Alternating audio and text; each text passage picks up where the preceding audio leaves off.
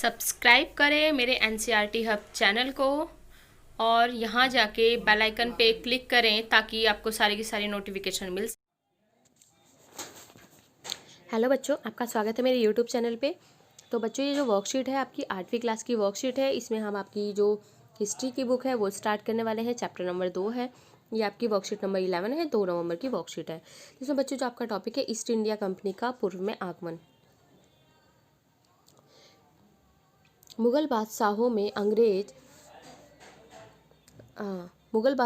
औरंगजेब आखिरी शक्तिशाली बादशाह थे। तो देखा जाएगा मुगल यानी कि मुगलक डायनेस्टी की हम बात करेंगे। मुगल्स जब आए थे उसमें जो आपके आखिरी अंतिम जो शक्तिशाली बादशाह बचे थे कौन से थे कौन कौन थे वो औरंगजेब थे। तो जिनकी मृत्यु 1707 में उनकी मृत्यु हो गई थी। 1707 में उनकी मृत्यु के बाद बहुत सारे सूबेदार ने अपनी क्षेत्रीय रियायतें कायम कर लीं।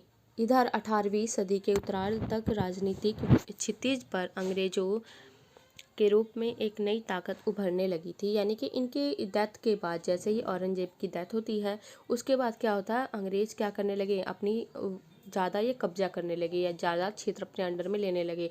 इनकी ताकत अंग्रेजों की उस टाइम बढ़ गई थी। ऐसी छोटी व्यापारी कंपनी के रूप में भारत आकर धीरे धीरे वे देश के नीति निर्धारक बन बैठे।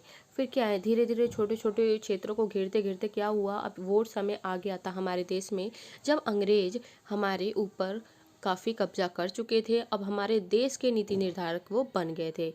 ये कैसे संभव हुआ, आइए हम देखते हैं कि किस तरीके से औरंगजेब की मृत्यु होने के बाद 1707 के बाद धीरे धीरे अंग्रेजों की ताकत बढ़ती गई और फिर उन्होंने किस तरीके से हमारे देश पे अपना कब्जा किया। तो इसका आपके यही पॉइंट है। 16वीं ईस्वी में ईस्ट इंडिया कंपनी ने इंग्लैंड की महारानी एलिजाबेथ प्रथम से पूर्व में व्यापार का चार्टर यानी कि इजाज़तनामा हासिल किया था। इसके अनुसार कंपनी को पूर्व में व्यापार का एकाधिकार मिल गया, यानी कि इंग्लैंड की कोई और कंपनी इस इलाके में ईस्ट इंडिया कंपनी से होड़ नहीं कर सकती। अब देखो क्या होता है, 1600 ईस्वी में अंग्रेज़ों की जो कंपनी आती है ईस्ट इंडिया कंपनी, तो जो एलिजाबेथ यानी कि इंग्लैंड में एक महारानी थी, तो बच्चों उन्होंने क्या कहा था कि जाओ तुम ईस्ट के जो तुम्हारे देश हैं उनके साथ तुम व्यापार कर सकते हो। तो हमारे यहाँ पे अंग्रेज आते हैं व्यापार करने के लिए। तो यहाँ क्या होता है कि इन्होंने अपनी कंपनी स्थापित कर ली और एकाधिकार भी ले लिया। बच्चों इन्होंने एकाधिकार ले लिया कि ईस्ट इंडिया कंपनी से कोई और कंपनी आके होड़ नहीं कर सकती है। इसके द्वारा कंपनी समुद्र पार जाकर नए इलाकों को खंगाल सकती है। तो उसमें जो इनको अधिकार मिला था, यानी कि ये समुद्र पार करके, यानी कि आपका अगर देखा जाए तो इंग्लैंड से आते टाइम, भारत आते टाइम एक क्या है आपका काफ़ी सारा जो है पानी का एरिया पड़ता है। इसी को ही इन्होंने बोला है समुद्र पार। वहाँ से सस्ती कीमत पर चीज़ें खरीद कर उन्हें यूरोप में ऊंची कीमत पर बेचकर मुनाफा कमा सकती थी। तो हमारे यहाँ पे क्या होता था बच्चों, हमारे यहाँ पे व्यापार करने का इनका मेन रीज़न यही था कि हमारे यहाँ पे आएँ और यहाँ से सस्ती चीज़ें खरीद के कच्चा माल यहाँ से लेके यहाँ पे सस्ते सस्ते उस पर सामान बना के अपने यहाँ पे महंगे दामों पे बेचें। इनका मेन पर्पज़ यही था। लेकिन यह शाही दस्तावेज दूसरी यूरोपीय ताकतों जैसे फ्रांस, डच, पुर्तगाल को पूर्व के बाज़ारों में आने से नहीं रोक सकता था। तो इनके साथ साथ हमारे भारत में फ्रांसीसी भी आए थे, डच भी आए थे और पुर्तगाली भी आए थे। जब तक इंग्लैंड के जहाज़ अफ्रीका से केप ऑफ हुड का चक्कर लगाकर हिंद महासागर पार करके भारत पहुंचते, तब तक पुर्तगाली ने गोवा में अपना ठिकाना बना लिया। तो अब देखो, अब जब इनका पूरा डिसाइड हो चुका था कि हमें भारत में जाके कब्जा करना है, तो अब यहाँ पे एक नई चीज़ आती है। अब इसको आपको समझना पड़ेगा। यहाँ पे मैं मैप आपका थोड़ा सा ड्रॉ कर देती हूँ। ये आपका इंडिया का मैप है, ये देखो। और इधर आपका ये यूरोप, तो ये, और इधर आपका बच्चों ये मान लो अफ्रीका। तो इधर से इन्हें पूरा चक्कर काट के इस तरीके से तब कहाँ आते थे, ये हमारे इंडिया पे आते थे। कहाँ आते थे, इंडिया में आते, क्योंकि इन्हें काफ़ी बहुत बड़ा चक्कर काटना पड़ता था जिसकी वजह से यहाँ आने में टाइम लगता था। लेकिन ये आपका हो गया इंग्लैंड, ये आपका हो गया अफ्रीका, और यहाँ से ये पूरा ऐसे एक पूरा इधर से ये पूरा राउंड लगा के इधर से घूम के तब इंडिया आते थे ये लोग। लेकिन पुर्तगाली और इससे ज़्यादा थे। उन्होंने क्या किया, जो केरल के तट पे सबसे पहले आप कहते हैं वास्को डी गामा 1498 में आए थे। तो सबसे पहले अब क्या किया यहाँ पे पुर्तगाली ने क्या किया, इधर कब्जा कर लिया। जब तक ये लोग यहाँ पे घूम के आते ऑलरेडी इन्होंने आके ये वाला एरिया यहाँ पे घेर लिया था। आपको क्लियर है, ये आपके भारत का मैप है। और इधर से जो सारे के सारे जो हमारे देश पे जो वो इन्होंने कब्जा किया था, तो इंग्लैंड से आए थे वो, जो कि आपका कहाँ पे है, ब्रिटेन में है। क्लियर है।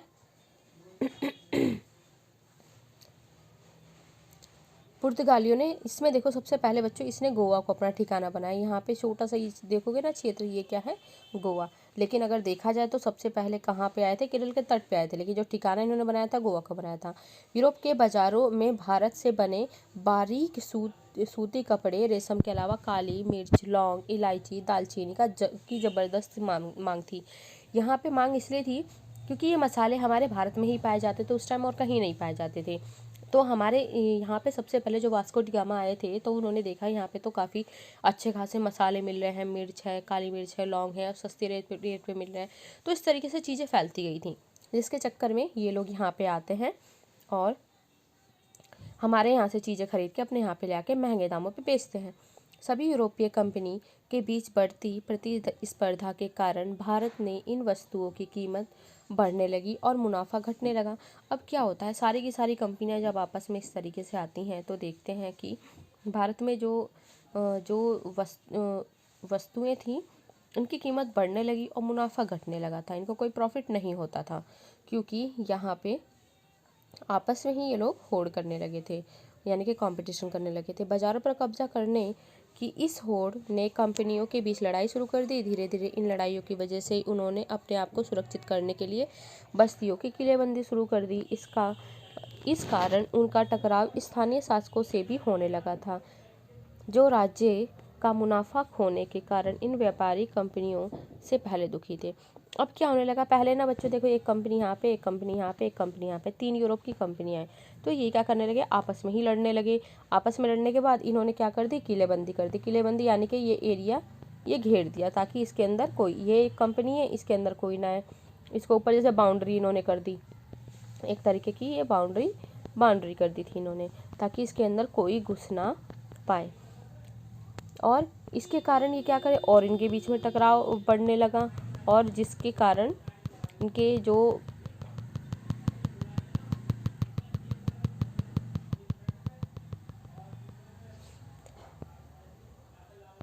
फिर जो स्थानीय शासक थे उनसे भी इनका टकराव होने लगा। वो होगा ही, क्योंकि किलेबंदी करने पे इनको रोका गया था कि तुम किलेबंदी क्यों कर रहे हो। तो उसके बाद देन एक धीरे धीरे करके इन यहाँ पे लड़ाइयाँ स्टार्ट होने लगी थी। नेक्स्ट आपका है, उदाहरण के तौर पे बंगाल के सूबे को देखते हैं। बंगाल के सूबे से आपको क्लियर हो जाएगा किस तरीके से इन्होंने जो ये चीज़ें थी स्टार्ट की थी। 1651 ईस्वी में हुगली नदी के किनारे पहले इंग्लिश फैक्ट्री शुरू हुई, जहां निर्यात होने वाली चीज़ों को जमा किया जाता था। जैसे जैसे व्यापार फैला, कंपनी ने सौदागरों और व्यापारियों को फैक्ट्री के आसपास बसने के लिए प्रेरित किया। अब देखो क्या होता था, यहाँ पे सबसे पहले इंग्लिश फैक्ट्री हुगली नदी के किनारे यहाँ पे पहले इंग्लिश फैक्ट्री शुरू करी थी, हुगली नदी ये एरिया आपकी। और जहाँ क्या हुआ, यहाँ पे निर्यात होने वाली चीज़ों को यहाँ पे जमा कर देते थे, यानी कि यहाँ पे रख लेते थे, यहाँ से हम डायरेक्ट निर्यात करेंगे। अब क्या हुआ, जैसे जैसे व्यापार फैला,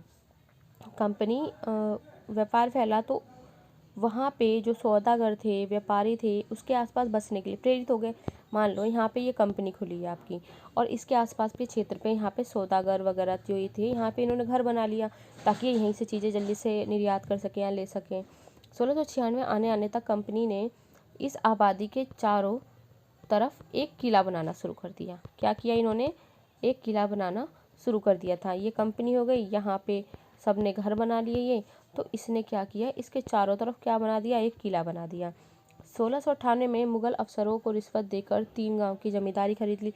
अब देखो इन्होंने क्या किया, जमींदारी भी खरीदने लगे अभी लोग, जिसमें एक गांव था कालिकाता, जो बाद में कलकत्ता बना।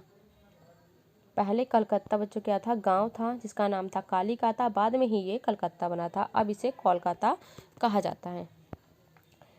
कंपनी ने मुगल बादशाह अंग्रेज से फरमान प्राप्त कर लिया जिसके अनुसार कंपनी बिना शुल्क चुकाए व्यापार कर सकती थी। तो इसमें देखो अब तो और ज़्यादा हमारे लिए लॉस हो गया है कि अब कंपनी क्या करेगी, कोई शुल्क नहीं देना पड़ेगा, यानी कि जो टैक्स देती थी टैक्स नहीं देना पड़ेगा, अब सीधे अपना वो प्रॉफिट लेगी। हालांकि यह अधिकार सिर्फ कंपनी को मिला था, न कि कंपनी के अफसरों के निजी व्यापार के लिए, लेकिन उन्होंने भी शुल्क चुकाने से इनकार कर दिया, जिससे बंगाल में राजस्व वसूली बहुत कम हो गई। नतीजा यही हुआ कि बंगाल के नवाब मुर्शिद कुली खान ने इसका विरोध किया। अब देखो इसने इसका विरोध किया है, इसके जो आगे की है जो टॉपिक है नेक्स्ट वर्कशीट में हम पढ़ेंगे, क्योंकि इसके आगे जब मुर्शिद कुली खान विरोध करता है तो उसके बाद क्या क्या कंडीशन होती है। तो इसमें जो आपके जो मेन इंपॉर्टेंट है, ये पहली इंग्लिश फैक्ट्री इंपॉर्टेंट है, इसे आप याद कर लो। और जो इन्होंने 1696 में इन्होंने किलेबंदी चालू कर दी थी। और यहाँ आपका जो मेन इंपॉर्टेंट बच्चों है ये वाला 1600 ईस्वी वाला, और एक आपका अफ्रीका का केप गुड होप, और इधर आपका ये है औरंगजेब, यानी कि आखिरी वो थे, इनकी मृत्यु 1707 में हुई थी। ये चीज़ें कुछ इंपॉर्टेंट है। नेक्स्ट अब जो इम्पोर्टेंट आने वाला है आपकी नेक्स्ट वर्कशीट में आने वाला है, जो काफ़ी आपके लिए मोस्ट इम्पॉर्टेंट है। तो अब हम चलते हैं इसके क्वेश्चन आंसर की तरफ। ईस्ट इंडिया कंपनी को व्यापार के एकाधिकार चार्टर से क्या फ़ायदा मिला। इसमें आपका क्वेश्चन है ईस्ट इंडिया कंपनी को व्यापार के चार्टर से क्या फ़ायदा मिला। तो आंसर है ईस्ट इंडिया कंपनी को व्यापार के एकाधिकार से चार्टर से यह फ़ायदा मिला कि अब कोई कंपनी भारत में ईस्ट इंडिया कंपनी की होड़ नहीं कर सकती। नेक्स्ट आपका है यूरोपीय व्यापारी,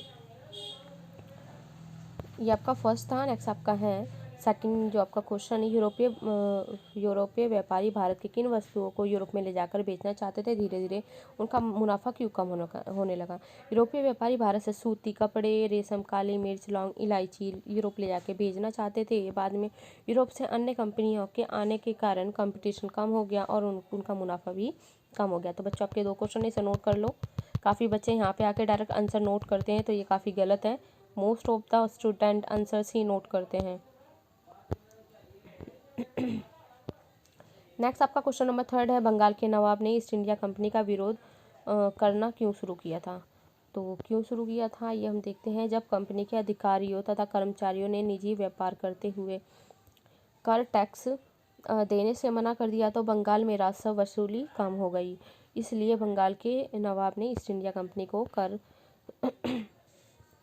का विरोध करना शुरू कर दिया था। नेक्स्ट आपका क्वेश्चन है, किसी भी क्षेत्र में एकाधिकार किस प्रकार आपके जीवन को प्रभावित करता है।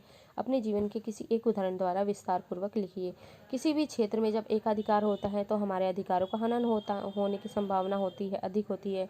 उदाहरण के लिए जब मैं गर्मी की छुट्टी के लिए गांव जाता हूं तो वहां फास्ट फूड की एक ही दुकान है और दुकान न केवल ऊंचे दाम वसूलता है बल्कि गुणवत्ता भी ख़राब है, साथ ही साथ उसका व्यवहार भी अच्छा नहीं होता है। तो ये चीज़ बच्चों देखी जाती है। अगर हम कहीं पर भी जा रहे हैं वहाँ बस एक ही दुकान है, अगर आपके मोहल्ले में कोई एक दुकान है तो क्या करेगा वो ज़्यादा ऊँचे दामों पर चीज़ें बेचेगा और उसकी वहाँ की चीज़ें भी ख़राब होती हैं।